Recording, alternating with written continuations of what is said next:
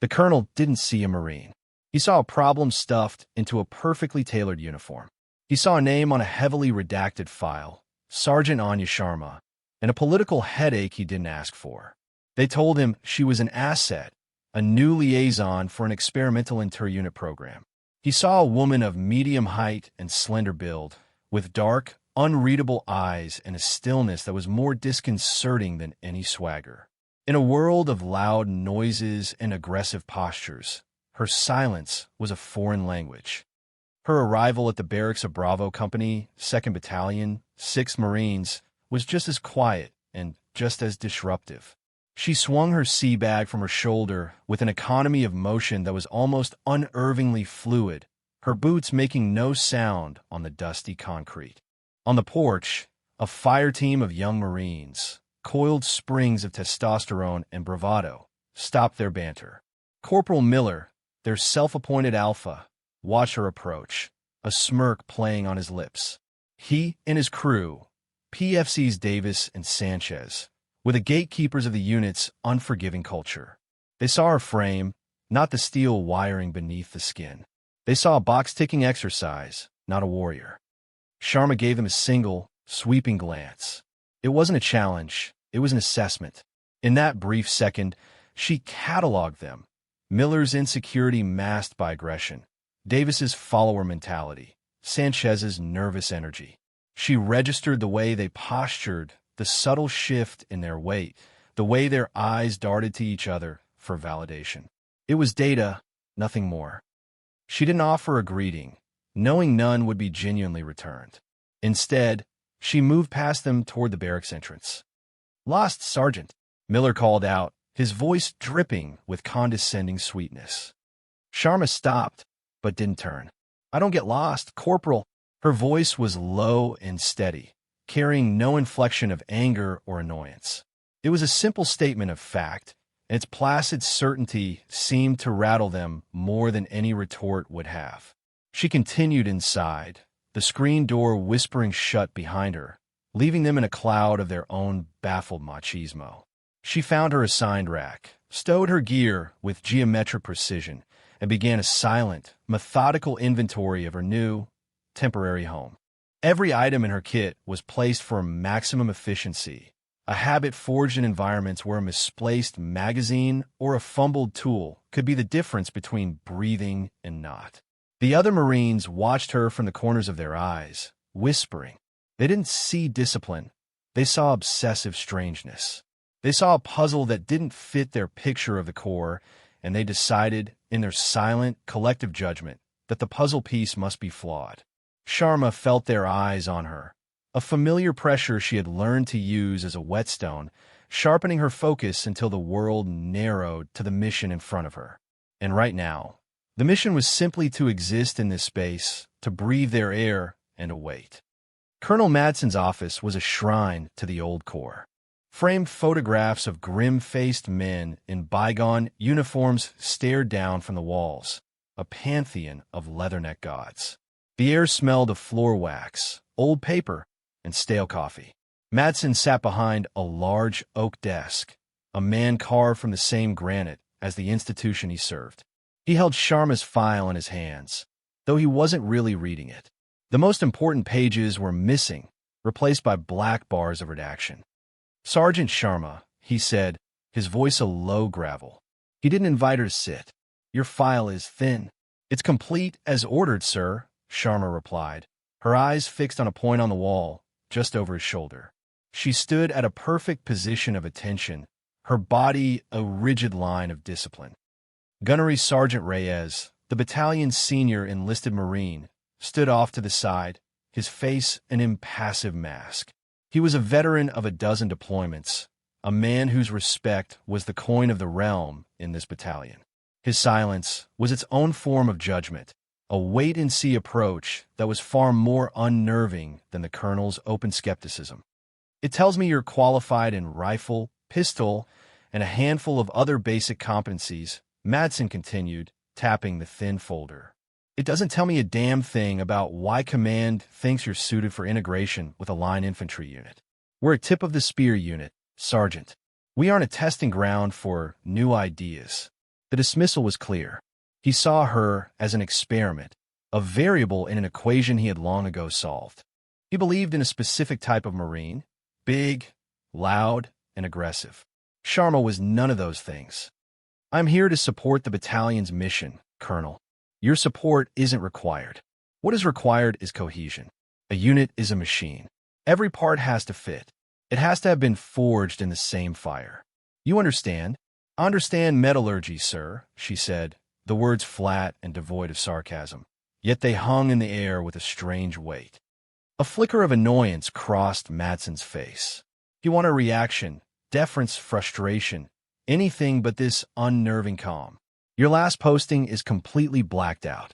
For all I know, you spent the last 3 years sharpening pencils at the Pentagon." "I'm proficient with a pencil, sir," she said. "And with a knife." Gunny Reyes shifted his weight almost imperceptibly. It was the first sign of interest he had shown. Madsen stared at her, trying to find a crack in her composure. He found none. She was a stone wall, and he was throwing pebbles at it. "You'll be assigned to 1st Platoon, Bravo Company," he said finally, his tone making it sound like a punishment. "Gunny Reyes will get you situated. We have a full training schedule ahead of a deployment. Don't fall behind. I don't have the time or the inclination to run a remedial program." "I won't fall behind, sir," Sharma said. Dismissed. She executed a crisp about-face and walked out of the office. The heavy door clicked shut behind her, leaving the 2 senior Marines in silence. Madsen tossed the file onto his desk. "What the hell am I supposed to do with that, Gunny?" Gunny Reyes finally spoke, his voice quiet. "I don't know, sir, but I have a feeling we're going to find out." He looked at the file, then at the door where she had disappeared. He'd seen a lot of Marines in his 22 years. He'd seen braggarts and cowards, heroes and fools. He wasn't sure what he had just seen in Sergeant Sharma, but it didn't feel like a problem. It felt like a trigger, waiting for a squeeze. In the days that followed, Anya Sharma became a ghost in the machine of Bravo Company. She existed on the periphery, a silent observer in a world of constant noise. She rose before the platoon, was in formation 5 minutes before the first note of reveille, and was the last to leave the armory, her weapon cleaned to a state of clinical perfection. She spoke only when spoken to, her answers brief, precise, and devoid of personal opinion. Her invisibility was a weapon she had honed over years in places where being noticed meant being killed. She watched. From her rack, she observed the social architecture of the platoon. She saw how Miller's fire team operated as a unit within the unit, their loyalty to him stronger than their loyalty to their squad leader. They moved with a swagger born of shared ignorance, their confidence a fragile shell. She saw the others, the quieter Marines who kept their heads down, doing the work without the fanfare, their competence overlooked in the shadow of Miller's bluster. On the range, she was a study in stillness. While other Marines fidgeted, adjusting their slings and cracking jokes, Sharma assumed her firing position and became part of the earth. Her breathing was a slow, controlled tide. Squeeze, bang, release. Her shot groupings were tight, consistently in the black, but never so perfect as to draw undue attention. It was controlled, measured excellence. Miller, whose own marksmanship was respectable but erratic, would glance over, a frown creasing his brow. Her consistency unnerved him. It felt unnatural. During physical training, she was relentless. She wasn't the fastest sprinter or the strongest lifter, but her endurance was inhuman. On long runs, as others started to labor, their form breaking down, Sharma's pace remained utterly unchanged. Her stride was efficient, her breathing a soft, rhythmic whisper. She didn't gasp or groan. She simply consumed the miles, her expression a blank mask of concentration. The platoon saw a robot. They didn't see the years of brutal, solitary training that had turned her body into a finely calibrated engine, designed for one purpose: to keep going when everyone else had stopped. One afternoon, sitting on her footlocker, she performed a ritual that drew silent mockery from Miller's corner of the barracks. She had her boots, socks, and foot care kit laid out on a clean towel. With surgical precision, she inspected every inch of her boots, checking the stitching, working the leather with a light coat of conditioner. She examined her feet, filing down a callus, applying a special balm. It was a slow, deliberate process that took nearly an hour. Davis snickered. What's she doing? Giving her boots a spa day. Miller grunted. She's probably never had a blister in her life. Probably never done a real hump. Sharma heard them. She registered the words as background noise, like the hum of the barracks ventilation system. They couldn't understand. To them, boots were just footwear. To her, they were the foundation of everything. They were the difference between being an asset and being a liability. In her previous life, her feet had carried her over mountains, through deserts, and across landscapes so hostile they felt like another planet. She had learned, the hard way, that a mission's success or failure could hinge on a single, festering blister. Her care wasn't obsession, it was survival. It was a silent testament to a life they couldn't possibly imagine, a foreshadowing of a trial they were about to unwittingly create for her. The pressure began to build on a Tuesday morning, under the oppressive humidity of a North Carolina summer. The platoon was gathered in a loose formation on the company street. The air was thick and still, promising a day of sweltering heat. Gunny Reyes stood before them, his arms crossed, his face set in stone. "Listen up," he barked, and the low chatter immediately died. In 72 hours, this battalion will be conducting a forced march. For those of you new to the unit, we call it the Reaper. A collective groan rippled through the ranks, a mix of genuine dread and performative toughness. The Reaper was a legend within the battalion, a 25-mile gut check over the most punishing terrain the base had to offer. It wasn't just a march. It was a ritual of suffering. Full combat load, 60 pounds of gear, plus weapon and water. Up steep, rock-strewn inclines through swamps and across open, sun-baked fields. The time limit was unforgiving. Falling out was not an option. It was a mark of shame that would follow a Marine for the rest of his time in the unit. "This is not a suggestion," Gunny Reyes continued, his eyes scanning every face. "This is a non-negotiable event. It is a baseline requirement for deployment. You will be weighed before and after. You will carry the prescribed load. You will finish, or you will find yourself on the next bus to a non-deployable unit. Is that understood?" "Or, Gunny!" the platoon shouted in unison. The announcement sent a charge of nervous energy through the company. In the barracks that evening, the air was thick with it. Marines were meticulously prepping their gear, a flurry of anxious activity. Miller and his crew were the loudest, their boasts echoing through the squad bay. 25 miles? That's a light jog, Miller declared, strapping a new pouch to his vest. "I'll be at the finish line drinking a beer before half you boots even hit the halfway point." Davis and Sanchez laughed, their own anxieties hidden behind a veneer of reflected confidence. They were all talking, checking and rechecking their gear, debating the merits of different sock combinations, a loud symphony of preemptive excuses and empty boasts. Amidst the chaos, Sharma was an island of calm. She sat on her rack, her equipment already laid out, already prepped. There was no wasted motion, no second-guessing. Her pack was balanced with the precision of a watchmaker. Her hydration bladder was filled. Her spare socks were rolled and stowed in a waterproof bag. Her boots, already perfectly broken in and cared for, sat beneath her rack, ready. Her tranquility was a profound irritant to Miller. He saw it as arrogance, as a silent judgment on their own frantic preparations. She wasn't participating in their ritual of shared anxiety, and her exclusion felt like a statement. "Something funny, Sharma?" he asked, his voice cutting through the noise. Sharma looked up slowly, her dark eyes meeting his. She didn't respond immediately, just held his gaze. "No, Corporal," she said finally. "There's nothing funny about a 25-mile march." Her placid response was more infuriating than defiance. She wasn't playing their game. She was operating on a different level, one they didn't understand and therefore resented. The pressure of the impending march was mounting, but a different, more personal pressure was building around Sergeant Sharma. Miller looked at her, then at her perfectly prepared gear, and finally at the boots tucked neatly under her rack. A mean, desperate idea began to form in the back of his mind. If she wouldn't break, maybe he could break something of hers.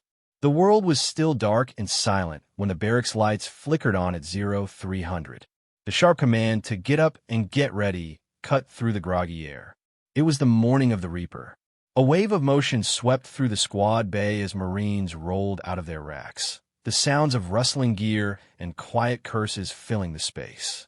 Anya Sharma swung her legs over the side of her cot, her movements already awake and precise. She reached down for her boots, the solid, dependable leather she had spent weeks molding to her feet. Her hand met empty air. She paused, her fingers brushing against the cold, smooth concrete. She looked again, her eyes tracing the clean space beneath her rack. They were gone. Her perfectly maintained, perfectly broken-in boots had vanished. For a single, fleeting moment, a spark of pure, cold fury ignited deep within her. It was an old, familiar feeling, a ghost from a past life she kept ruthlessly suppressed. It wasn't the anger of a victim. It was the predatory rage of an apex survivor whose tools had been stolen. She extinguished it as quickly as it came. Anger was a luxury. It wasted energy and clouded judgment. She didn't get up and search. She didn't raise her voice or wake her squad leader to file a complaint. Accusations were pointless and would only mark her as a complainer, a problem. That was what the thieves wanted. They wanted to see her panic, to watch her fail before the test even began. She would give them nothing. Her eyes scanned the room, a quick, darting assessment. She saw Miller, already dressed, pointedly not looking in her direction. She saw the ghost of a smirk on Davis's face as he bent to tie his own laces. The data was collected, the conclusion obvious. She had approximately 10 minutes until first formation. She stood and moved to her footlocker. Her hands worked with a calm, methodical efficiency that defied the situation. She pulled out 2 pairs of the thickest wool socks she owned.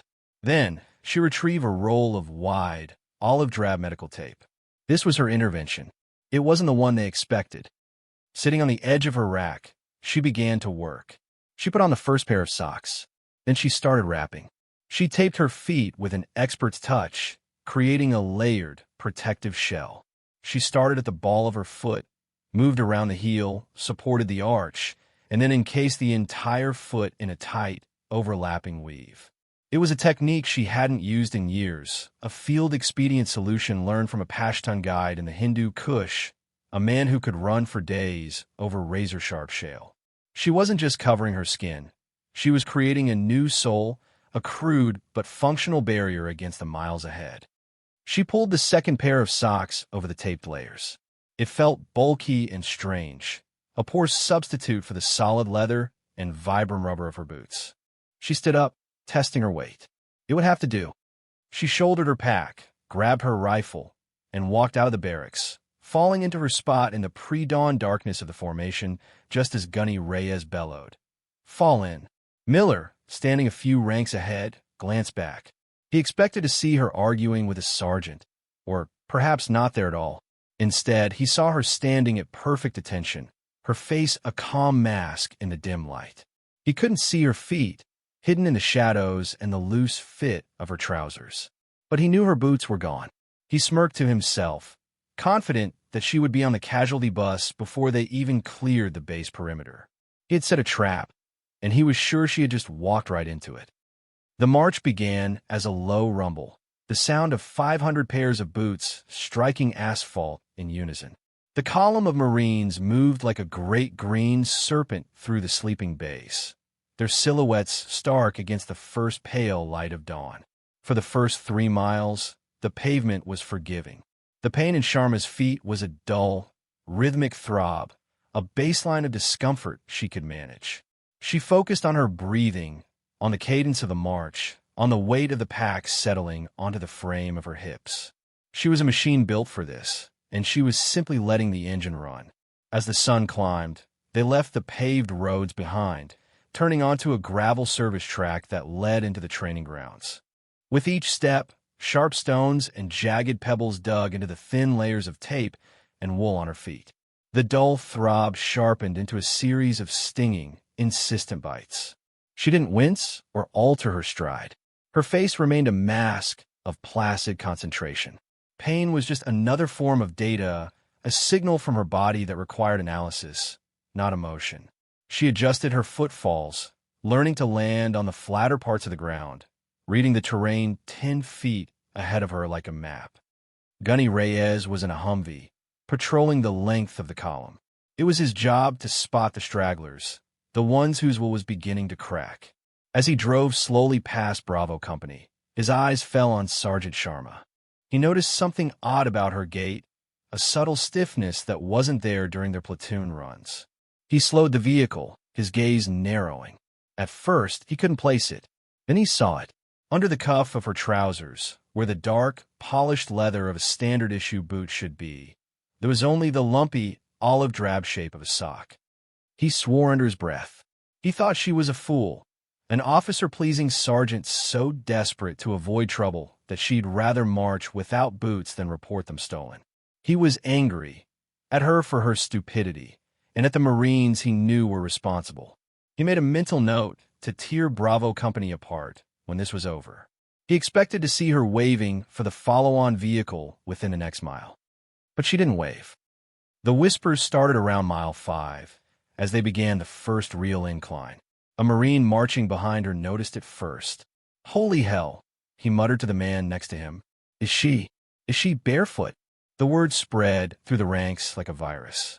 Heads turned, eyes widened in disbelief. This wasn't some act of protest or foolish pride. This was something else entirely.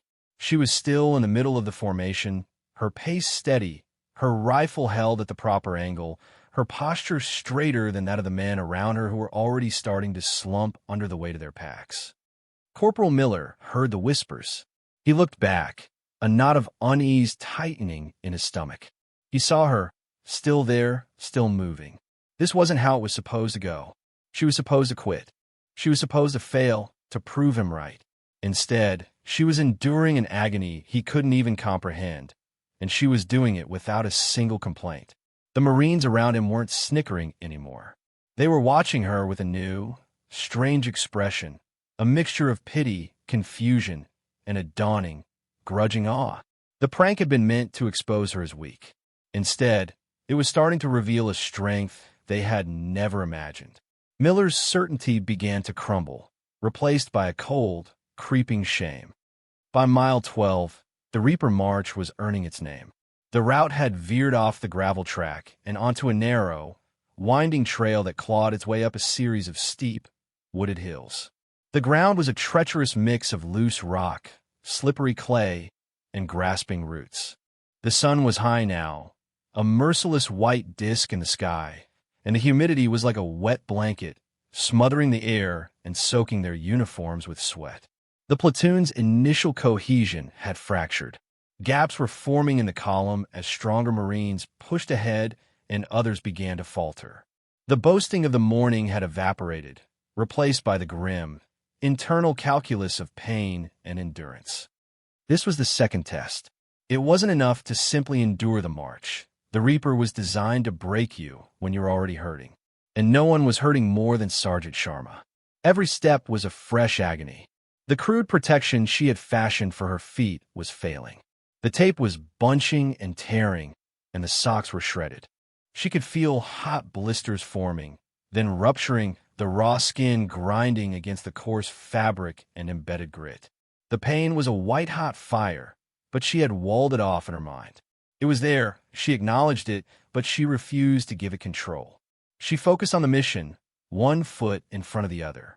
Reach the objective. They reached the part of the trail known as the Devil's Staircase, a brutal, half-mile ascent over a field of shattered rock and scree. It was less a path and more a controlled climb. Marines, top-heavy with their packs, stumbled and slid, their lungs burning. The air filled with curses and the clatter of dislodged stones. It was here that PFC Sanchez, one of Miller's own, finally hit his limit. His foot slipped on a loose rock, and he went down hard, his ankle twisting with an audible pop of cartilage. A cry of pain escaped his lips. He tried to get up, but his leg wouldn't take the weight. He was done. The Marines around him hesitated, their own exhaustion making them reluctant to stop. Falling behind meant a harder climb to catch up. As Sanchez began to despair, a figure stepped out of the line and moved toward him. It was Sharma. She didn't say a word. She knelt beside him, her face unreadable. Her eyes assessed his ankle, then looked up at his pale, sweating face. "Get up, Marine," she said, her voice quiet but carrying an authority that cut through his pain. "I can't, Sergeant. My ankle's gone." "Your ankle is sprained." "It is not gone," she corrected him calmly. "You can still walk on it.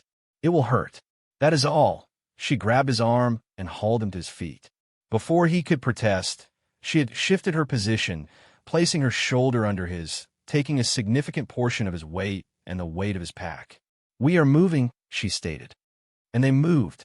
Sharma, on feet that were now a mangled pulp of raw flesh, half-carried a Marine who outweighed her by 30 pounds up the steepest, most difficult section of the entire march. She didn't grunt or strain. Her breathing deepened, but it remained controlled.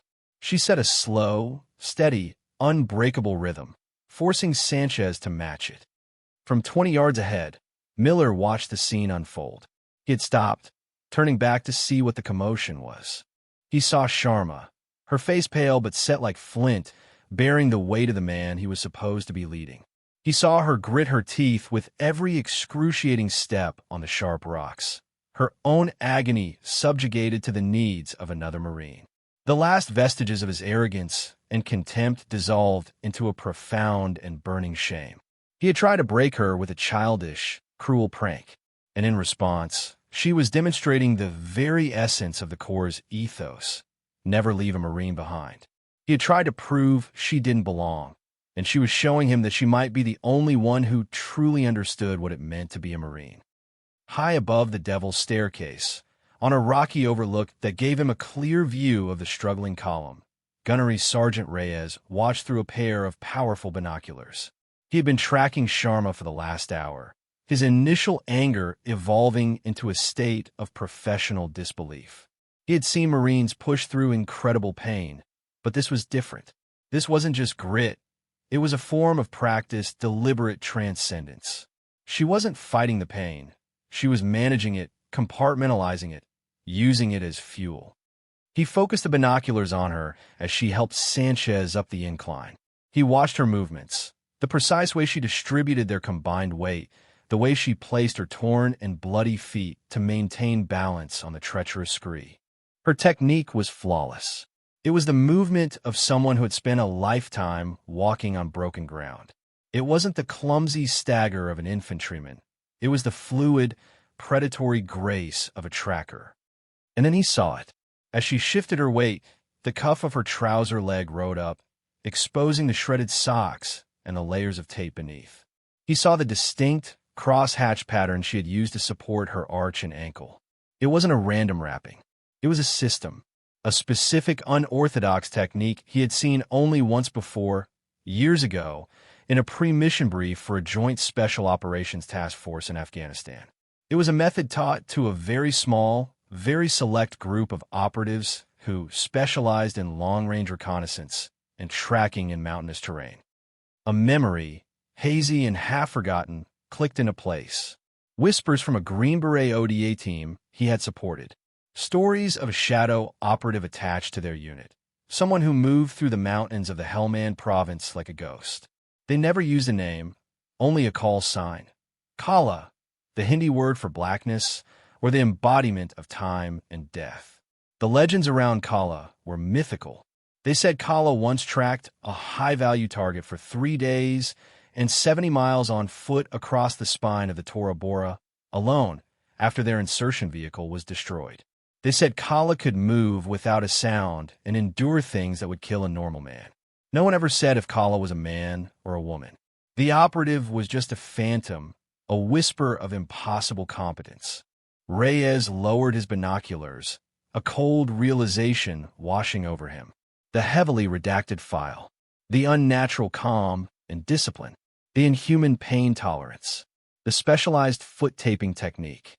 It couldn't be. A legendary MARSOC raider, a Tier 1 operator, assigned to a regular infantry battalion as a sergeant? It made no sense. And yet, watching her down below, moving with that unbreakable will, it was the only thing that did. He looked at the suffering Marine on the trail and didn't see Sergeant Sharma anymore. He saw the ghost from the stories. He saw Kala, and he understood that Colonel Madsen hadn't been sent a problem. He had been sent a weapon of incomprehensible value, and they had all been too blind to see it. The finish line was an arbitrary chalk stripe across a dirt road, flanked by a few Humvees and a medical tent. It marked the end of 25 miles of hell. The platoon staggered across it in ones and twos, a depleted column of exhausted, sweat-soaked survivors. Their faces were gray with fatigue, their movements stiff and clumsy. Some dropped to their knees the moment they crossed the line. Sergeant Sharma crossed the line not with the first group, but in the first third. She had stayed with Sanchez to the end, her presence a silent, steadying force that had pulled him through the final, agonizing miles. Once they were safely across, she released him to the waiting corpsman. The moment her mission was complete, the moment she was no longer responsible for another Marine, the iron wall of her control finally allowed a single crack. Her legs, which had functioned like pistons for 8 straight hours, simply gave out. She didn't fall dramatically. She folded, lowering herself to the ground with the last ounce of her strength, her back coming to rest against the wheel of a Humvee. She sat there, her head bowed, her chest rising and falling with deep, controlled breaths. She had finished. That was all that mattered. A corpsman rushed to her side, his medical bag open. "Sergeant, let me see your feet." She looked up, her eyes clouded with pain, but still sharp. She gave a small, almost imperceptible shake of her head. Not yet. She needed a moment to bring the pain back inside the walls, to reassert control. It was then that 3 figures approached, their shadows falling over her. It was Corporal Miller, with Davis and Sanchez beside him. Sanchez was leaning on Davis, his ankle already being iced, but his face was a mask of profound gratitude. Miller's face was stripped of all its previous arrogance. It was pale, drawn, and etched with a shame so deep it was painful to look at. He didn't speak. He knelt in front of her. In his hands, he held her boots. They were clean, the leather conditioned, the laces perfectly tied. He must have gone back to the barracks and cleaned them while the company was in morning formation. He set them down on the ground in front of her, a silent, humble offering. He couldn't bring himself to meet her eyes. His own were fixed on the shredded, bloody mess of her feet. "Sergeant," he finally managed to say, his voice thick and cracking. It was the only word he could find. It was an apology, a confession, and a mark of respect, all in one. A second shadow fell over the group. Colonel Madsen stood there, Gunny Reyes at his side. The gunny had obviously briefed him. Madsen's face, usually a mask of stern skepticism, was unreadable. He looked from Miller's bowed head to Sharma's ravaged feet. He saw the offered boots. He saw the quiet dignity in Sharma's posture, even as she sat exhausted and in agony on the ground. He saw the entire story without a single word being spoken. He took a step forward, stopping directly in front of her. Sharma looked up, her gaze meeting his. He didn't offer a hand. He didn't say a word of praise or apology. He simply came to the sharpest, most rigid position of attention she had ever seen. He raised his hand to his brow and delivered a salute. It wasn't the perfunctory gesture an officer gives a subordinate. It was a salute of profound, unequivocal respect. A salute from one warrior to another. The aid station was an oasis of sterile quiet after the chaotic noise of the finish line. The air smelled of antiseptic and clean linen. Most of the other Marines who needed treatment had already been patched up and sent on their way, nursing cramps, dehydration, and minor injuries. Sharma was alone in a corner, sitting on the edge of a cot. A young Navy corpsman had approached her, his eyes wide with a mixture of horror and awe at the sight of her feet. "Let me take care of that for you, Sergeant," he had said, his voice gentle. Sharma had looked from his face to his hands, and then back. She gave him a small, polite nod of acknowledgement, but then reached for the medical kit herself. She would do this. It was her ritual, her process of reclaiming her body from the ordeal it had endured. The corpseman understood. He left the supplies on the table beside her and retreated, giving her the space she needed. With the same methodical precision she used to clean her rifle, she began to clean her feet. She unwrapped the layers of tape, which now clung to her skin with a glue of dried blood and sweat. She worked slowly, patiently, her face betraying no emotion as she exposed the raw, blistered flesh beneath. She irrigated the wounds, picked out the embedded pieces of gravel with a pair of sterilized tweezers, and gently patted the skin dry. It was an act of meticulous self-repair, a physical manifestation of her internal discipline. She was resetting her foundation. On the table, next to the medical supplies, sat her boots. They were perfectly clean, a stark contrast to the bloody rags of her socks in the bin beside her. Miller had done more than just wipe them down. He had restored them. They were an icon of his shame and his newfound respect. They were no longer a tool of harassment, but a symbol of her victory, an acknowledgement she had never asked for but had unequivocally earned. When she finished cleaning and dressing her wounds, wrapping them in clean white bandages, she didn't put the boots on. Her feet were too swollen, too damaged. Instead, she just sat there in the quiet hum of the medical tent, looking at them. The march was over. The test was passed. She hadn't said a word of complaint, had never sought pity or demanded justice. She had simply taken the obstacle they had thrown in her path and used it as another tool to complete the mission. Her dignity remained perfectly intact, forged even stronger in the crucible of their contempt. The silence in the room was absolute, filled only by her quiet strength. She had arrived as a problem the colonel didn't want and a threat the platoon resented. She was still a sergeant in Bravo Company, but now she was something more. She was a standard, and her legend, like the Reaper March itself, would be told not in loud boasts, but in quiet, awestruck whispers for years to come.